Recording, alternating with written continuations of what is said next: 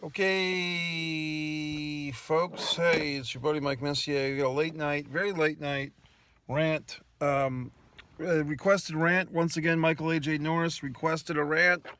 Michael AJ, man of many names, and for everyone else who's watching and enjoying, two topics he wanted me to raise were Bruce Willis being kicked out of a Rite Aid and Drew McIntyre getting COVID. Let me start with the topic I probably know more about, which is Drew McIntyre.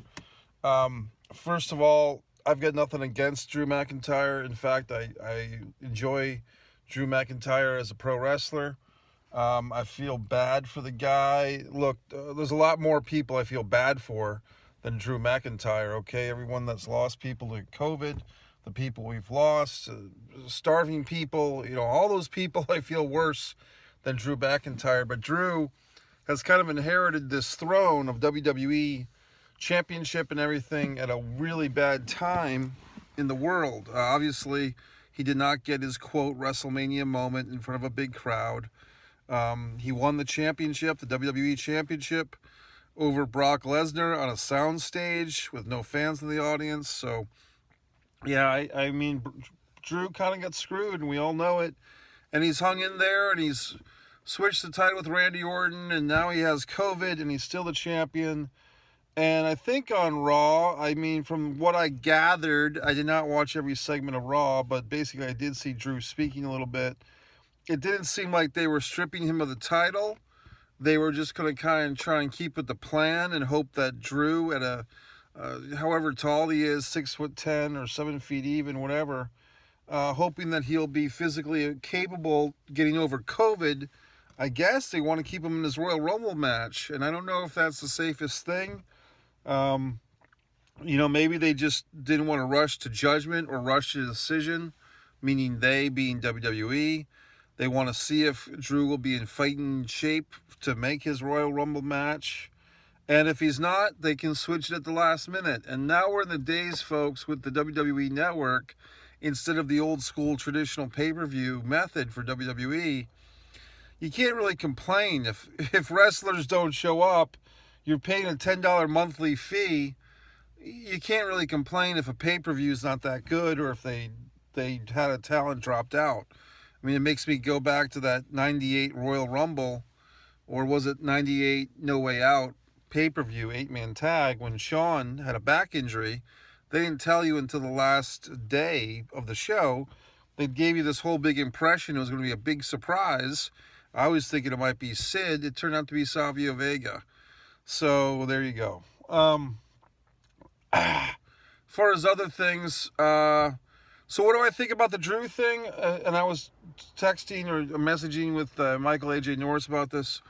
I think as a WWE champion, there's a lot of pressure to shake hands, and I don't know if they're still doing the Make-A-Wish kids things and having Drew go out to hospitals and stuff like that. And if he is, great. If they're taking a break from that, that's unfortunate for the kids. But we're trying to keep people out of the hospitals as much as possible, and visitations and everything. So I don't know what the status is, how Drew could have gotten this. Maybe it's from another wrestler.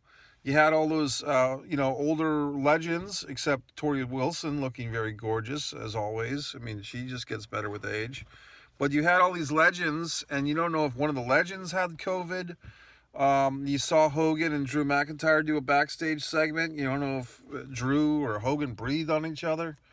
I'm not saying that Hogan has it. I'm just saying that there was a segment with Drew and Hogan backstage. So now in his physical peak, you'd like to think that Drew's going to be okay. Here's the thing with this shitty COVID. We just don't know.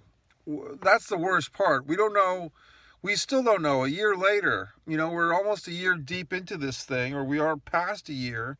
That we just know so much we don't know. And so I continue to wear the masks. I encourage you, if you're hearing me, to get KN95 or K95 or KN95. Get the best mask you can, folks. And for me, I do go out into the big bad world. I mean, tonight I saw a film in the movie theater. There was a grand total of 3 people in the movie theater auditorium I was in. Great movie.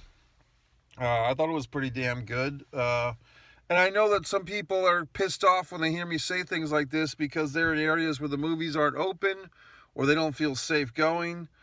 It's a very strange time, folks. You know, our country is not, how do I put it? We haven't been united on this thing. We've shown our hand. We've been very vulnerable. And I hate to acknowledge that because, you know, when I was growing up back in my day, we were the big bad USA. You know, we were the big, you know, big brother of the whole world. And we've shown, we've had some tough times, folks. And so the other topic he wanted to bring up was this Bruce Willis thing. I just Googled it to check in with it. Bruce Willis did kind of put out an apology or kind of a statement. He said it was an error in judgment. Let's continue to mask up, everyone. So, I mean, Bruce didn't exactly apologize, but he kind of did the yippee-ki-yay motherfucker thing. Will I give Bruce a pass on this? I guess. I mean, I think about Chris Jericho, who continues to do his rock concerts. Yes, the wrestler, who did Sturgis last summer and done this other crap. And that makes me more irritated because I listen to Grilling JR every week where good old Jim Ross, gives us a lecture and a half about being COVID aware. And then he's got Chris Jericho on the roster. Now, granted, Jim Ross does not own and trade Chris Jericho, but I just think that maybe you ought to have a heart-to-heart talk. Good old JR with Jericho. Because after all, Jim Ross signed him, as he tells you every fucking week. So the point of the matter is this. Signed him back to the WWF contract going way back when. As far as Bruce Willis goes, I think, you know, he said an error in judgment. Maybe he thought he was above the law for 5 minutes. Maybe he was having flashbacks to 1986. Who the fuck knows? I guess I'll give a slight pass to Bruce Willis. I'm not going to crucify him. You know, I think a lot of us, we do wear masks, and then if we get caught for 2 seconds without one and somebody says something to us, we can get kind of chippy. And I think it's okay to be acknowledging that these mask things suck. It's okay to say that and still wear them. I wear the goddamn masks, and I hate them. I mean, I don't like wearing masks. I don't like seeing other people wear masks, okay? For me, that's kind of the worst part, going around and seeing, you know, people with their young children having to wear masks. I find it sad, to be honest. And I just feel the whole thing sucks. But that's what we're in right now. So I think Bruce, I'm going to give him a fucking pass. I don't think he's, I'm thinking of like Mel Gibson or something. He hasn't reached that proportions. So those are the topics that Michael A.J. Norris wanted. I hope I covered them for you, buddy. As far as other things go, I'm getting a little bit uneasy, to be honest with you, because we're headed to some fucked up times. And this, you know, Biden inauguration, I hope it goes smoothly. But I'm just having a real weird feeling. I've never seen the news just so blatantly say all these goddamn horrible things are going to happen next week. And all these state capitals. So I guess I'll just appeal to the guys. If there's any guys that are watching this video through any circumstance that might be thinking about joining one of these militias or one of these marches on your state capital, be selfish, guys. Whatever your belief system, whatever you've come to conclusion thinking that doing a march or a protest in a state capital is somehow going to prove a point, what if it backfires? What if it backfires on you and you get jail time for something that you just kind of wanted to show your support to, but you end up holding the fucking bag? How, you know, and we saw that in the Capitol. You know, all these guys go in there, and then Trump kind of cleans his hands from them. Today, we're seeing all this video footage coming in. It seems like people with a megaphone are instructing people what to do. But this is what, if you remember the guy that shot JFK, didn't he say something like, I'm only a patsy? Don't be a fucking patsy. if nothing else, guys, and these are not my people, folks, okay? But I'm just saying, think of yourselves and your own families, your direct families, not some fucking cause, not some fucking movement, not some fucking association that you might be in, even if you fucking believe in it. Think about your own, if you have kids, think about your kids. Think about your siblings, your parents, your friends. They would miss you if something were to happen to you. So I guess I'll just appeal to your selfishness or your self-preservingness. Start the riots without me, folks. That's how I would advise if these guys are going to listen to me, which they may or may not. But just think about your own lives. Do you want to be a fucking martyr for some goddamn movement? I mean, that's the type of shit that kamikaze pilots used to have to do. So that's my appeal to people that probably wouldn't like me or probably wouldn't be watching this. Look out for your fucking selves, because there's enough martyrs in the fucking world already. So I hope that these goddamn marches on the Capitol do not happen, but I'm getting all this information from the news, the mainstream media, as people call it, that something will happen.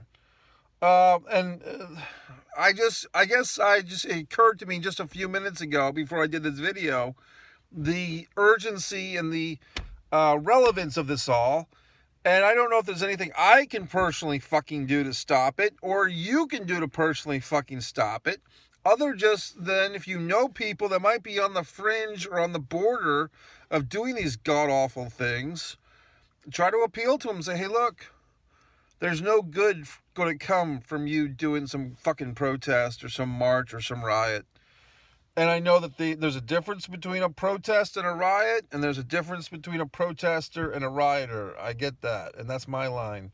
But in this case, the last year or so, when you say peaceful protest, that doesn't seem to be the fucking case anymore. Because even if the protest starts peaceful, somebody fucks it up. So I'm just appealing to you, the watcher of this video. Preserve your own goddamn self. If the world wants to go to fucking hell in a handbasket, it'll do it. There's nothing we can do to stop it, unfortunately. I've been doing fucking videos. I've tried to save the goddamn world myself, and it never seems to work out, because here the fuck we are. So just look out for yourselves. Preserve your own self. Continue to wear the fucking mask, even though it sucks, and we'll try to get through this goddamn thing. Mike Messier YouTube channel, MikeMessier.com. Thanks.